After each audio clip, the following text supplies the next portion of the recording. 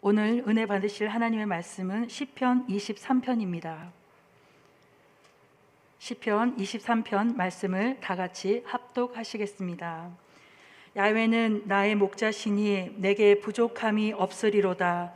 그가 나를 밭에 누이시며 쉴만한 물가로 인도하시는도다. 내 영혼을 소생시키시고 자기 이름을 위하여 의의 길로 인도하시는도다.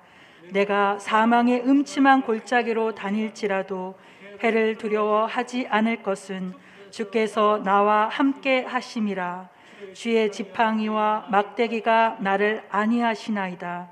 주께서 내 원수의 목전에서 내게 상을 차려주시고 기름을 내 머리에 부으셨으니 내 잔이 넘치나이다. 내 평생의 선하심과 인자하심이 반드시 나를 따르리니 내가 야훼의 집에 영원히 살리로다. 아멘. 네, 제가 야훼의 7가지 이름을 공부하면서 또 준비하면서 이 야훼의 7가지 이름이 한꺼번에 다 표현된 어떤 성경 구절이 무엇일까를 가만히 생각을 해봤어요. 자, 야훼의 7가지 이름 한번 대봅시다. 야훼 니시, 야훼 니시죠. 아니, 맨 처음에 야훼 이레입니다. 야훼 이레. 준비하신 하나님. 그 다음에 야훼 니시 하나님, 승리 하나님. 그 다음에 야훼 라파, 치료의 하나님. 그죠? 그 다음에 뭐예요? 야훼? 예? 아니, 순서대로 갑시다. 순서대로. 야훼? 자, 이레, 니시, 그 다음에 라파, 삼마, 함께 하시는 하나님. 그 다음에 이제 오늘 이제 라하 하나님인데요. 그 다음에는 뭐 쯔드고 있는 하나님, 뭐 의의 하나님이시죠. 그 다음에는 삼마는 이제 맨 마지막에 있는 건데요. 어쨌든 이 7가지 이름이 다 표현되어 있는 성경이 무엇인가를 곰곰이 생각해 봤더니 시편 23편인 것 같아요. 정말 그 속에 7가지 이름이 다 들어가 있어요. 자, 그 시편 23편 제일 먼저에 야훼는 나의 목자시니 내게 부족함이 없도다. 목자라는 말인데 야훼 라하가 그분이 나의 목자가 되신다는 거예요. 목자는 뭐냐면은 나를 양으로 생각해서 쉴만한 물가로 푸른 초장으로 나를 이끌어 주셔서 거기서 안식을 얻게 하고 영양분을 취하게 하고 그리고 자손들을 퍼뜨리게 하는 그런 모습으로서 우리들을 인도하시는 분이시다. 우리가 캄캄한 밤을 지날 때에도 우리와 함께 하시는 하나님 때문에 음침한 골짜기에서도 해를 받지 않도록 끊임없이 지팡이와 막대기로 안위하시기 때문에 우리는 원수들보다 강할 수 있고 원수들 앞에서 승리하게 하시는 주님의 잔치를 우리가 배설할 수 있다. 할렐루야. 야훼는 나의 목자시니 내게 부족함이 없으리로다. The Lord is my shepherd, I shall not want. 더 이상 원하지 않는다. 부족함이 없다. 다 만족하다. 참 이 말씀은 정말 우리가 염려하거나 근심하거나 두려워하거나 괴로워하거나 또 탄식하거나 누구 탓하거나 원망하는 어떤 그런 것에서 벗어날 수 있는 가장 귀한 말씀이다 생각이 들어요. 자, 시편 100편 3절에 보니까 야훼가 우리 하나님이신 줄을 너희는 알지어다. 명령어예요. 야훼께서 우리 하나님이 되신다. 야훼께서 나의 아버지가 되신다. 야훼께서 나의 아빠가 되신다. 그리고 야훼께서 나의 목자가 되신다. 그는 우리를 지으시니요 우리는 그의 것이니 그의 백성이요 그의 기르시는 양이로다. 그렇죠? 그분이 나의 목자가 되시고 나는 그분의 양이에요. 이걸 쫓아가는 거예요. 양은요 그게 어떻게 진화론적으로 말하자면은 인간들에게 길들여지면서 세워지게 양육되면서부터 어떤 그런 야성을 다 잃어버려서 야성 잃은 것은 잠깐만 도태되고 야성이 없어지는 길들여지는 어떤 그런 것만 남아가지고 인간들의 보살핌이 없으면은 살 수 없는 그런 존재가 되었어요.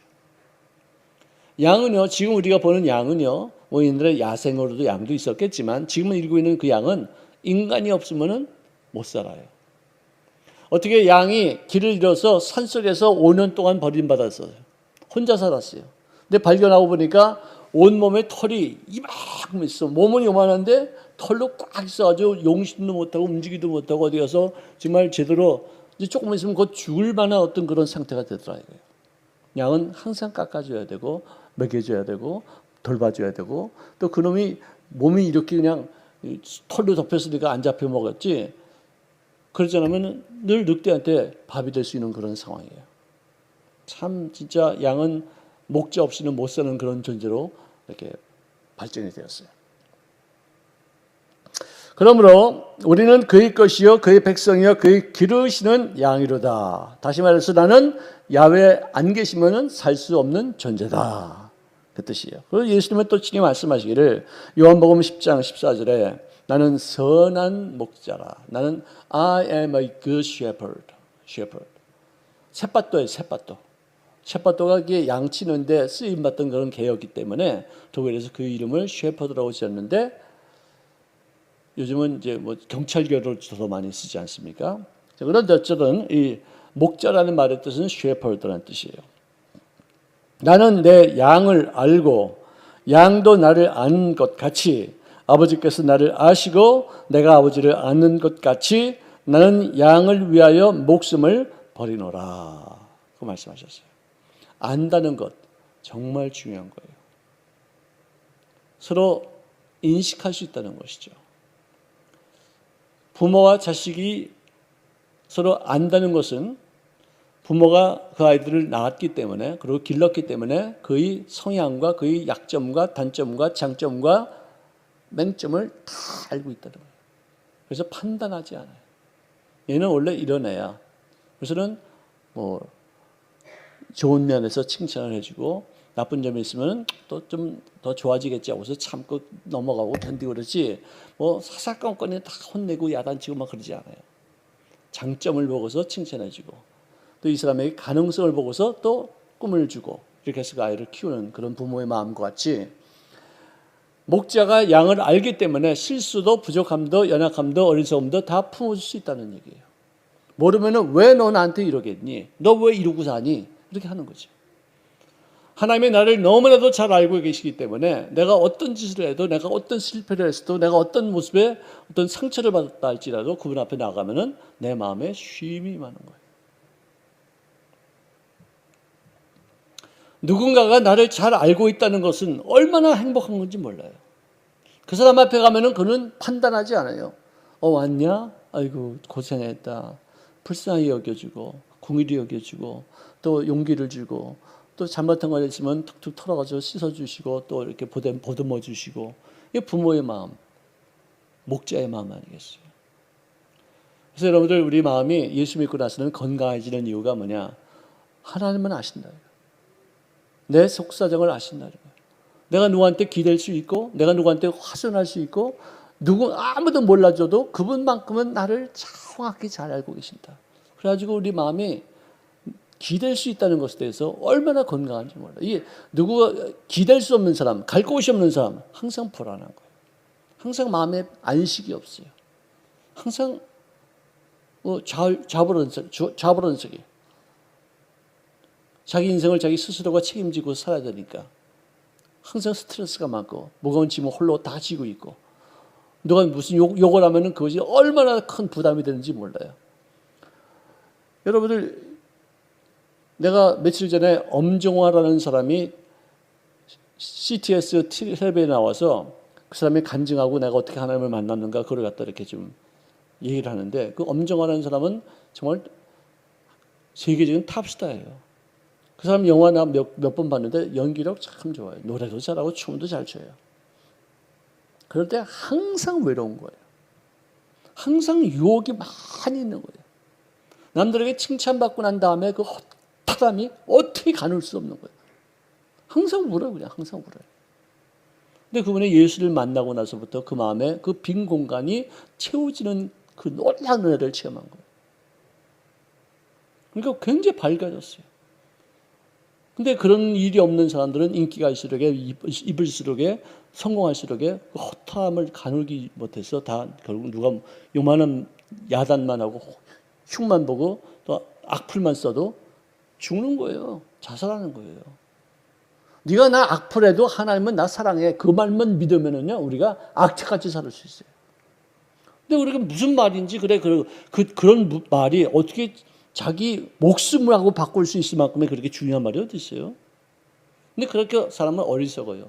그 마음에 주인이 없으니까. 그 마음에 기댈 수 있는 어떤 존재가 없으니까. 하소연할 수 있는 어떤 그런 대상이 없으니까. 나를 알아줄 만한 사람이 아무도 없기 때문에 자살하는 거예요. 우리 그래서 예수 믿는 거는요 정말 행복한 거예요. 너무나도 좋은 거예요. 저도 만약에 예수를 안 믿었다면 내가 어떻게 됐을까 가만히 생각해 보면은 자살했을 수 있는 가능성도 있었어요. 그래요.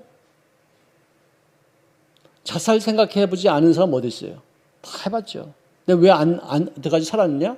그래도 누군가가 나를 사랑하고 있다. 누군가가 나를 알아주고 있기 때문에 내가 살아온 것이지. 그렇지 않으면 다 죽을 수밖에 없어요. 왜? 개돼지만 하고 보다 못한데. 인간이 그래요.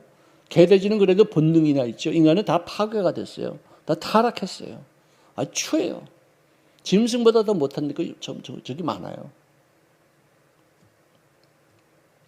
그래서 우리 하나님이 나의 아버지가 되시고 내 상남자가 되시고 나의 도움이 되시고 나의 방패가 되시고 나의 산성이 되시고 나의 피할 바위가 되시는 그 하나님이 계시기에 우리가 견디고 살고 이겨나가는 것이지 그 외에는 다른 방법이 없어요.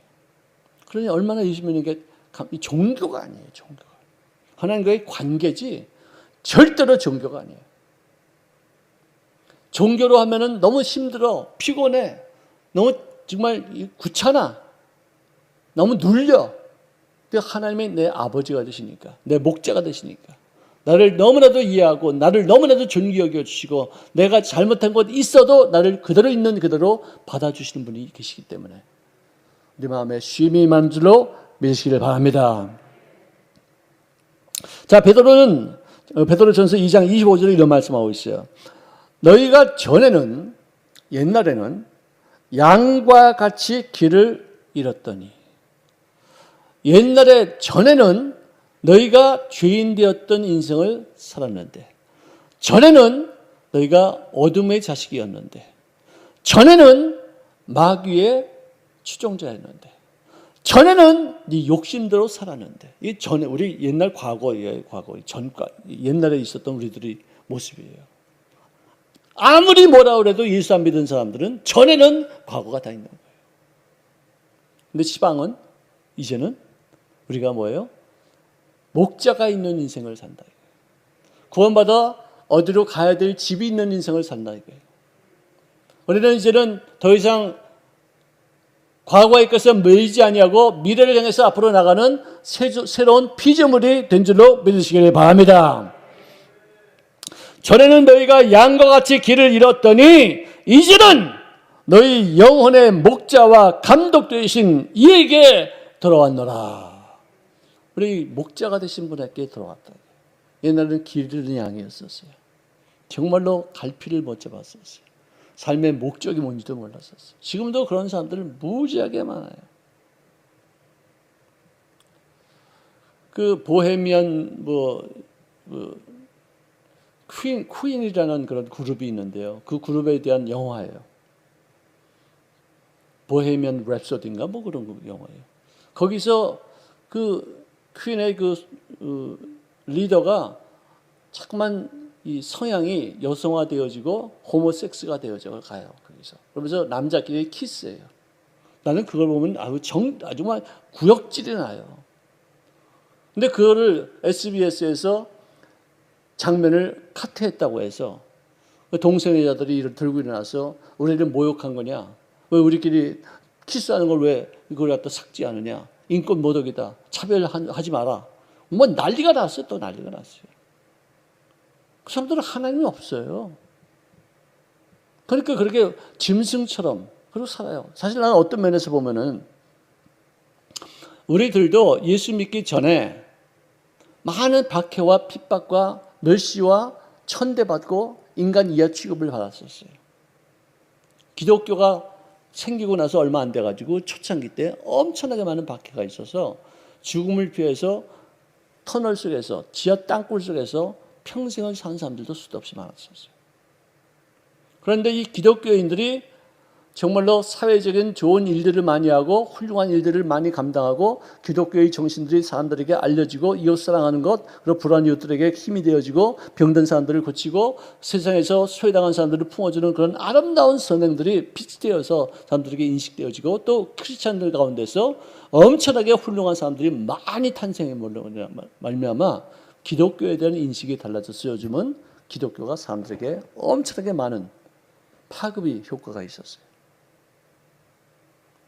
근데 요즘 와서 기독교에 대해서 사람들이 잘못된 편견을 갖고서 박해하기 시작했어요. 왜? 기독교인답게 살지 못하기 때문에. 근데 요즘은 그 호모섹스 하는 사람들이 예술가도 나오고 가수도 나오고 뭐 아주 사회 정치인도 나오고 막강한 파워를 갖고 있는 사람들이 막 나오니까 이 사람들이 힘을 써가지고 법을 막 고치고 뭐 그들이 쓰는 약은 전부 다 공짜로 다 받고 보험 다 100% 처리가 되어지고 그 비싼 약들이 이런 어떤 그 사회적인 분위기를 막 조성하는 이유가 뭐냐? 그들이 사회적으로 인정받기 때문에. 똑똑한 놈들도 많아요.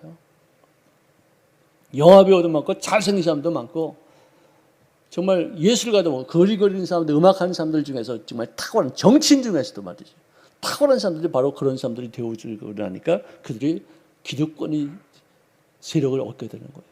그들을 옹호하자. 그들을 법을 갖다 고치자. 차별금지법 만들자. 이러는 거예요, 이게. 그들이 똑똑하게 구니까 사회에 좋은 영향력을 미치니까 이렇게 사회가 바뀌는 건데 지금 기독교인들이 사회적으로 영향력을 미치지 못하고 예수 믿는 사람답지 못하니까 이렇게 박해받고 업신여김 받고 짓밟히는 거예요.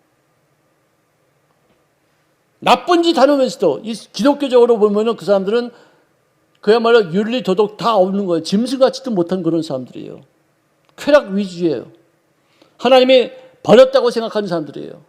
더 이상 너희들하고 얘기하지 않겠다. 너희들 잘못하는 거 더 이상 내가 뭐라고 잔소리하지 않겠다. 내버려 두겠다. 이렇게까지 여기던 그런 사람들이 사회적인 인식을 얻고 나니까 하나님께는 버림받았을지 몰라도 사람들에게 이 사람들 훌륭한 사람들이 많다. 정말 똑똑하다. 정말 저런 어떤 나쁜 습관이 있고 저런 어떤 쾌락주의자인지를 모르지만 많은 사람들에게 좋은 영감을 주고 많은 사람들에게 감동을 주는 어떤 일들을 하고 나니까 사회적으로 그들이 위치를 막 얻어가는 거예요. 반면에 기독교인들은 막 짓밟히고요. 정신 차려야 돼요.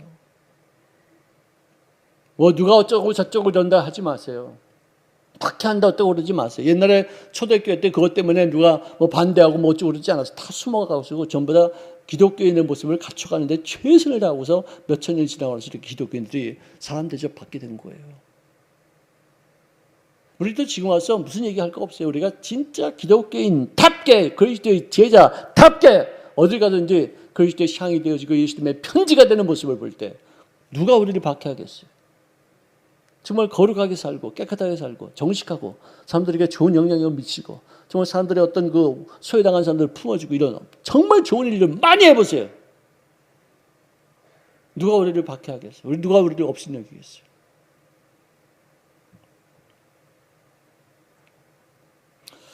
전에는 우리가 길 잃은 양과 같았지만 이제는 우리 영혼의 목자가 되시고 감독 되신 에게 돌아왔으니까 그분이 인도하시는 대로 그분이 감독하신 대로 예수 믿는 사람 다 모습으로 살아야 되겠다 이거예요. 누구 탓하지 마세요. 나는 정말 하나님 앞에서 어떤 모습인가 이걸 살필 수 있어요. 요한계시록 7장 17절에 보니까 이는 보호자 가운데서 계신 어린 양이 이 어린 양은 하나님 보시기에는 어린 양이에요. 그렇지만 이분은 우리의 목자가 되신다. 생명수 샘으로 인도하시고 하나님께서 그들의 눈에서 모든 눈물을 씻어주실 것임이라고 말씀하고 계시죠.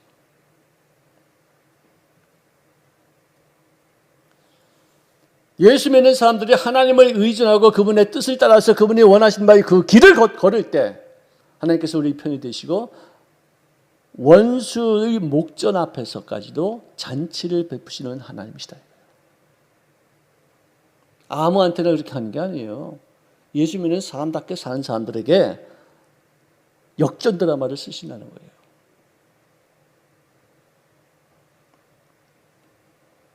난 그래서 하나님의 은혜가 큰 것만큼 은혜를 헛되이 받지 말아야 되겠다는 생각을 참 많이 하게 돼요. 여러분들 세상에 그렇게 정말 우리가 반대하던 동성애자들, 그 사람들이 지금 왜 세상에서 왜 추앙받느냐? 똑똑하고 야무지고 세상을 위해서 좋은 일들 많이 하니까. 기독교인들은 지금 뭐예요? 지혜롭게 살아야죠. 왜? 덫을 놓으면 피해가야지 왜 거기 걸려들어 왜? 시험에 들지 말게 하옵시고 유혹에 빠지지 말게 하시옵시고 덫에 걸리지 말게 하시옵소서. 밤낮 그 주기도문 외우면서 왜 그런 올무에 드느냐 이게.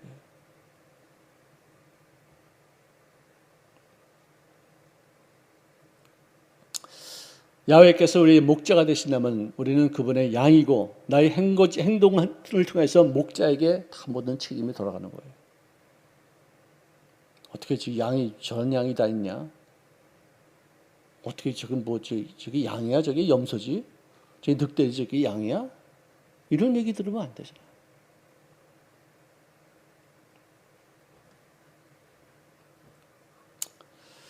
자, 그 다음에 여섯 번째는 야훼 찌드케누라는 단어를 씁니다.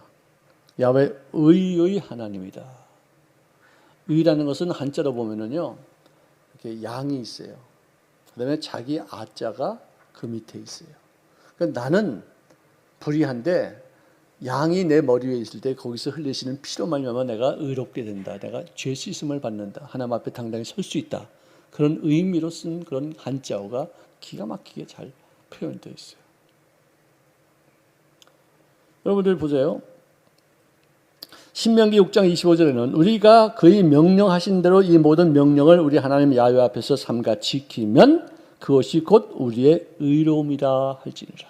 즉 율법을 다 지킬 때 우리의 의로움이 되는 거예요. 그럼 우리는 의롭다는 사람은 아무도 없다는 거예요. 누가 율법을 다 지키노? 누가 율법을 다 지킬 수 있다고 호장담 말씀이 어디 있나?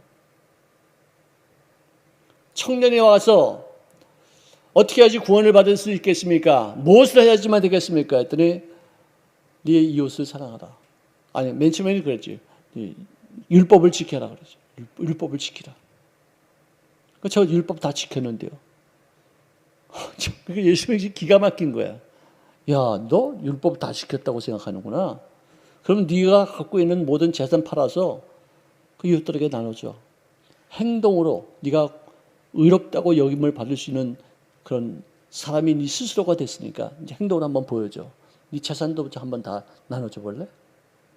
그러니까 그 젊은이가 슬픈 기색을 하고서 주님 앞에서 떠나 구원받지 못한 상태로 갔다는 거예요. 주님 앞에서 구원받지 못한 사람 몇 사람 중에 하나예요. 근데 그 이유가 뭐냐?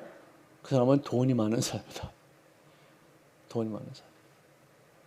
그러니까 주님께서 하시는 말씀이 부자가 하늘나라에 들어가는 것은 마치 낙타가 바늘길을 통과하는 것 같이 어렵다. 그럼 과연 누가 천국에 갈 수 있겠습니까? 그러니까 주님께서 하나님으로 하셔서 못하실 것이 없다. 부자도 하나님 보시기에 합당하게 만들어서 그를 천국으로 보내줄 수 있다는 그 얘기죠. 구원받는 것은요, 전폭적으로 그분의 어떤 은혜예요.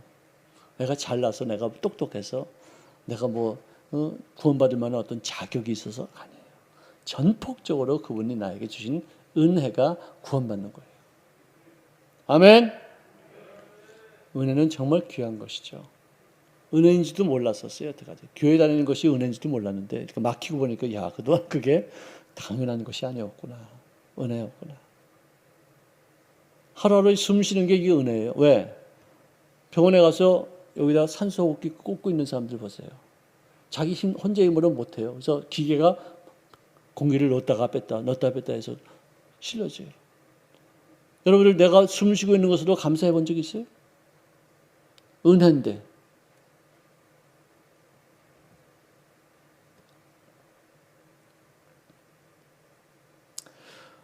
자, 오늘 시편 23편 3절에는 내 영혼을 소생시키신다는 말은 뭐냐? 생기를 부어놓으신다. 생명력을 부여하신다. 이렇게 세우신다. 치료하신다. 그 뜻이에요. He restore my soul. 내 영혼을 소생시키. 영혼이 소생되면은요, 영혼이 잘된 같이 어떻게 돼요? 범사가 잘 되고요, 몸도 건강해지는 거예요. 아픈 이유도 물론 태어날 때 어떤 약점이 있을 수도 있겠지만 그것을 잘 관리할 수 있는 어떤 생각이 구조가 있으면은 그걸 극복하는 거예요. 왜 우리가 아프냐? 생각이 이 피곤함, 이 몸을 무리한으로 가기 때문에 몸을 갖다가 이렇게 상하게 해서 아프게 되는 게 많아요. 건강도 생각의 열매되니까. 왜 부자가 되느냐? 돈 벌 수 있는 방법이, 또 부자가 될 수 있는 어떤 그런 내용이 머릿속에서 자꾸만 나타나요. 그래서 돈이 이렇게 벌리는 거예요. 그것도 은혜예요. 그 생각이에요. 영혼이 소생되는 거예요. 왜 예수 믿으면 왜 잘 되느냐? 그동안 눌려 있었어요. 자기 기능도 잘 발휘하지 못했어요. 나에게 주어진 달란트도 항상 염려 근심 속에서 그걸 발휘하려고 어떤 시간이 없어요. 정신이 막 혼비스러워. 그러다가 예수를 믿고 나서 그분이 내 영혼을 소생시키니까 영혼이 잘 돼요. 생각이 바라요. 좋은 점이 보여요. 이거 하면 되겠다는 어떤 그런 생각이 떠올라요. 그래서 잘 되는 거예요. 참 이 영혼 소생되는 게 얼마나 중요해요. 자, 예수님께서 왜 나에게 영혼을 소생시키시느냐? 자기의 이름을 위하여 의의 길로 인도하시기 위해서.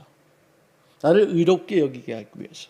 나는 하나님의 자녀가 되어서 하나님과 대화할 수 있는 사람으로 만들기 위해서. 근데 그것이 뭐냐? 뭐 때문에 하느냐? 당신의 이름 때문이죠. 내 이름이 너를 통해서 영광받아야 되겠다. 내 이름을 걸고서 너를 의의 길로 인도하고야 말겠다. 내가 내 이름을 걸고서 네 인생을 내가 책임지겠다. 우리들도 내 이름 걸고서 뭐 맹세하는 거 그렇게 많지 않아요. 근데 이 시편 23편에서는 하나님이 당신의 이름 때문에 네가 잘 되는지 안 되는지 한번 봐라 이거예요. 내가 내 이름을 욕되게 하지 않겠다. 내가 너 때문에 너를 잘되게 함으로 말미암아 내 이름을 영광스럽게 만들었지 네가 형편없이 돼가지고 내 이름이 야 예수 믿는 사람이 이것밖에 안 되냐고 해서 내 이름이 욕되게 하는 그걸 나 당하지 않는다. 얼마나 비장한 각오의 말씀이세요.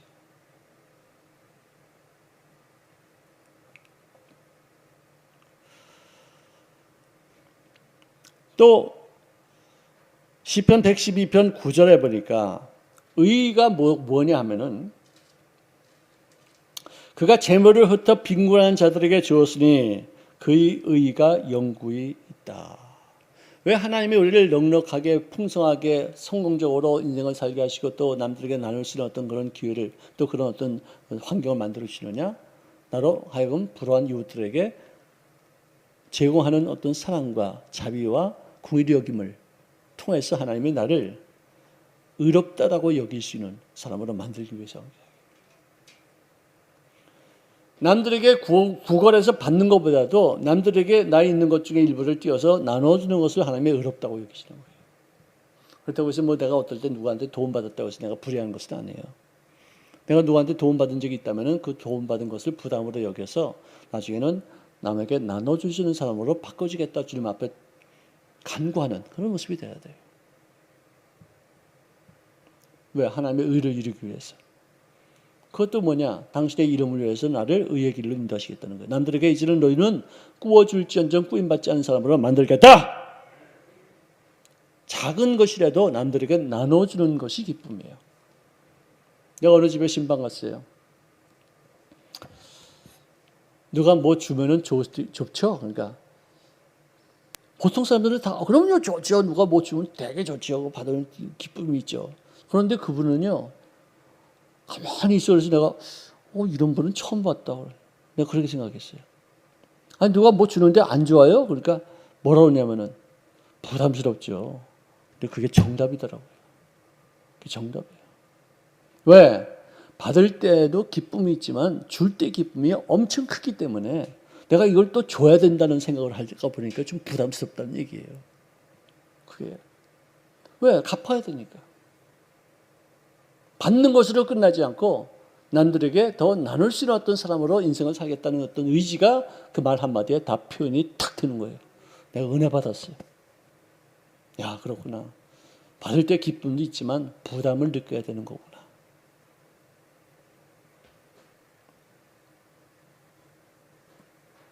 에레미야서 23장 6절에 보니까 그의 날에 유다는 구원을 받겠고 이스라엘은 평안히 살 것이며 그의 이름은 야훼 우리의 공의라 일컬음을 받을 것이요. 자, 여기서 말하는 이 구원받는 것, 평안이 있는 것, 이것이 야훼 우리의 공의로우신 하나님 때문에 이루어지는 것이다. 이것이 야훼 쯔드그노예요. 이 모든 것이 다 이 공의로 말미암아 이루어지는 것이다. 편견하지 않고 어떤 왜곡되지 아니하고 정말로 하나님의 어떤 공의의 하나님의 이루신 그분이 He is our Lord, our righteousness. 그러니까 그분은 우리의 의가 되시는 주님이시다는 뜻이에요. 우리 의라는 것은 뭐냐 이렇게 치우치는 게 아니에요. 하나님 자신이 의예요. 우리 예수 믿는 사람들도 하나님이 보시기에 예수님이 나를 위해서 고통받으시자 내가 받을 심판을 대신 받아 죽으심을 당했다는 사실을 믿는 것으로 말미암아 너는 의롭다라고 여기는 칭의라고 말하는 거예요. 이거 없으면 우리는 예수 믿는 거 헛것이에요.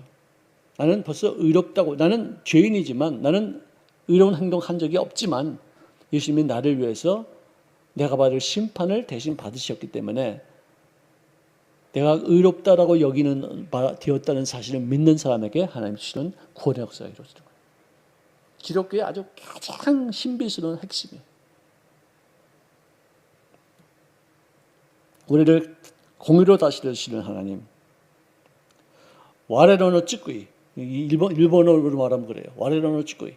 나의 어떤 구원자가 되시는데 공의에 의해서 나를 구원하신다. 근데 나는 불의한데도 왜 공의로 여기느냐? 그분이 나를 대신해서 십자가에서 내가 받을 심판을 다 받으셨다는 사실. 그래서 나는 더 이상 심판받을 이유가 없다는 것 때문에 공의로운 거예요. 정말로 기가 막힌 공의예요. 나를 구원하기 위해서 만드신 공의예요.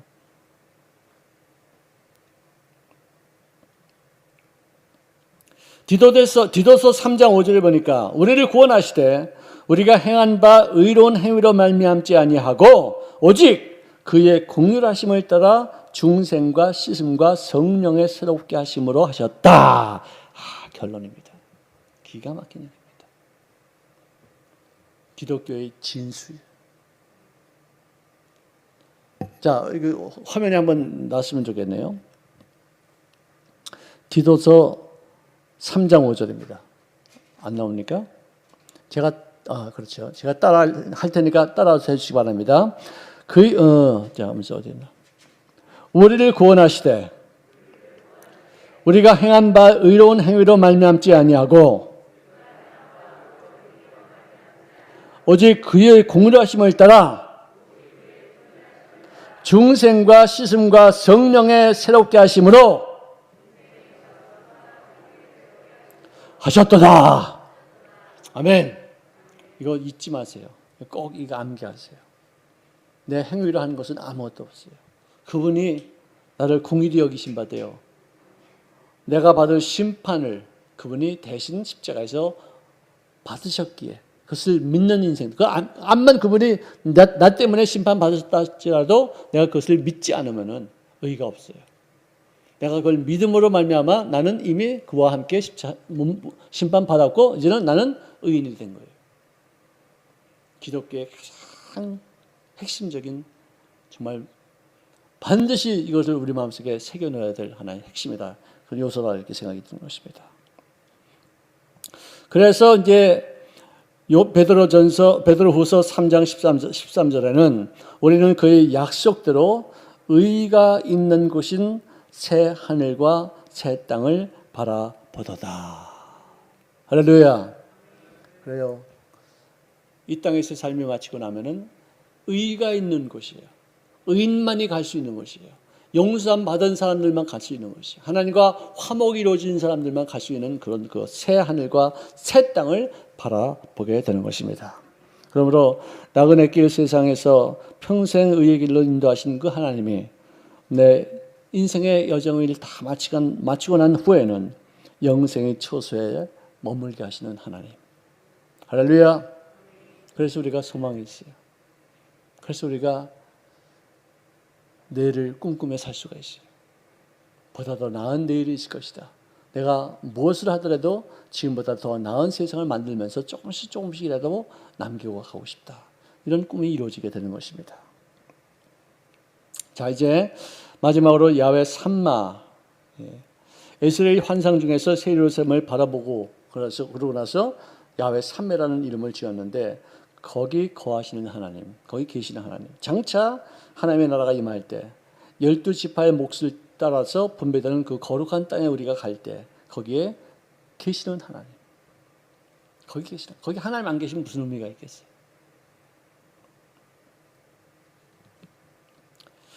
자, 에스겔서 48장에 보면은 거룩하게 구별될 땅과 성읍의 기지 좌우편에 남은 땅은 군주에게 돌리지 너희들 마음대로 소유권 주장하지 말라. 판매하지 말라. 다시 말해서 이 교회는 이 교회 거룩한 땅이에요. 개인 소유가 되면 안 돼요. 하나님께 소유가 돼 있어야 돼요. 내 마음대로 팔 수 없어요. 내 마음대로 살 수 없어요. 내 마음대로 소유할 수 없어요. 이 교회는 우리 모두의 공동체가 관리하는 하나님의 처소가 돼요. 정치적으로 뭐 아주 복잡한 사람들 많아요. 지금 교회 갖고 장난질하는 사람들 많아요. 하나님 유익을 취하기 위한 곳으로 여긴 바 되어져서 헌신하신 곳인데 그 유익 추구하려고 들어요. 정말 분명하게 우리가 알아야 될 것은 뭐냐? 교회는 유익을 추구하는 곳이 아니에요. 장사하는 곳이 아니에요. 내가 헌신하는 곳이에요. 내가 봉사하는 곳이에요. 내가 주를 위해서 희생하는 곳이에요. 이웃들을 위해서 내가 섬기는 곳이에요. 아멘! 교회가 그런 곳이에요. 이것만 마음속 뼛속 깊이 새겨놓으시고 여생을 더욱더 의미 있게 살 수 있기를 주의 이름으로 축원합니다. 자, 마가복음 10장 42절에 이방인의 집권자들이 그들을 임의로 주관하고 그 고관들이 그들에게 권세를 부르는 줄을 너희가 알거니와. 즉 다시 말해서 세상의 정치인들, 권세자들, 또 힘이 있고 돈 있는 그런 사람들은 자기들 나름대로 임의로 사람들을 주관하고 그리고 권세를 부리고 휘두르고 사람들을 부려먹고 억압하지만 이건 세상이 그렇다. 이건 세상이다. 너희 중에는 그렇지 않을지니 예수 믿는 사람들의 공동체에는 그런 세도 부리는 사람들이 있어서는 안 된다. 이 교회를 자기 마음대로 좌행우지하겠다? 안 된다 이거예요. 너희 중에 누구든지 크고자 하는 자가 있냐? 너희를 섬기는 자가 되어야 된다. 너희 중에 누구든지 으뜸이 되고자 하는 자가 있느냐? 모든 사람의 종이 되어야 하느니라. 이게 기독교 정신이에요. 뼛속 깊이 이것이 우리 마음속에 들어가 있어야 돼요. 유익 추구하는 것이 아니에요. 옛날에 어느 그 교회 주일학교에서 예산을 타다가 그 예산 갖고서 지들 마음대로 쓰는 거예요. 우리 교회가 아니에요. 딴 데서 그런 적이 있다가 봤어요. 그러니까 봉사하는 게 그 예산 쓰는 맛에 봉사를 하는 거예요. 자기들은 돈을 안 내요. 헌신을 안 해요. 그래서 그 돈을 많이 봐가지고 그냥 그런 재미로 봉사하더라고요. 그래서 내가 이건 좀 이상하다. 봉사는 자기가 희생하고 헌신하고 정말 섬기면서 하는 것이 이게 봉사인데 그 예산 타다가 그래가지고 그 어떤 한 기관을 선교단체를 이렇게 참았어요. 내가 어느 교회에서 선교사를 들으니까 다 빠져나가요. 왜? 선교단체에 있으면 진짜 자기 돈 내서 해야 되는 곳이니까 예산 안 나와요. 교회에서 자기 스스로가 거기서 자금을 마련해서 일을 하는 거니까 안 나와. 그 젊은이들이 더 그래. 그래서 이 사람들이 여태까지 신앙생활 좀 헛것이 했구나. 무슨 이런 선교단체가 그러니까 교회의 그 어떤 그 부서가 기관이 되면은 예산이 나오니까 거기서 일을 해요. 근데 교회 기관이 안 되고 성교단체가 딱 떨어지니까 재미없으니까 다 흩어져. 그건 정말 교회에 대한 잘못된 인식이 있는 거예요. 우리를 따라합시다. 교회는 예수님의 몸입니다. 예수님 살 뜯어 먹고 살 거예요, 우리? 예수님에게 양분을 공급하고 씻겨드리고 또 헌신하고 보호해드리고 보살피고 이게 교회가 해야 되는 거지. 교회 식구들이 해야 될 일이죠. 앞으로 이제 이 코로나 때문에 우리가 그동안에 설교를 하지 못했던 그런 내용을 좀 더 자세히 좀 설명해서 참 크리스천의 되는 어떤 그런 상황을 우리가 좀 만들어 가야 될 때가 필요가 되지 않을까 그런 생각이 들어요. 자, 우리 여기까지 공부하겠습니다. 우리 오늘 공부한 내용은 야훼 라하, 즉 목자가 되시는 하나님, 찌드게누, 즉 그분은 우리의 의가 되시는 하나님이시고, 야훼 삼마, 즉 우리와 더불어 영원토록 함께 하시는 하나님이시다. 거기 계신 천국에까지도 가서 우리를 기다리고 계시는 분이시다. 교회는 봉사하는 곳이다. 이를 위해서 우리 함께 생각하면서 동서남북 기도하는 시간을 갖도록 하겠습니다.